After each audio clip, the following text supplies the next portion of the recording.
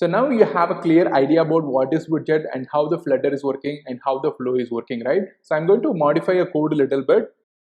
Here you can see we are writing every code inside the main function and run app. It is not a good idea for scaling your application. Okay, so for that, what I'm going to do here, I'm going to create a stateless widget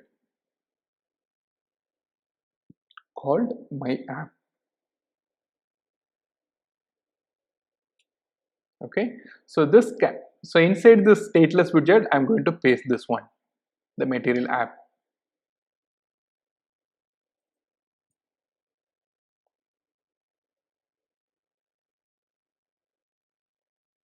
So now I'm going to create a instance for the stateless widget.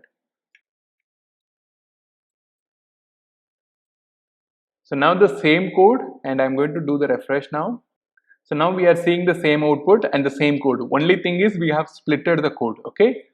I will explain about stateless and stateful widget later. So now I will explain what we did so far. So we simply splitted the code into the separate class. Okay. The class name is called my app. This is the user defined class. It can be anything. Okay. Anything.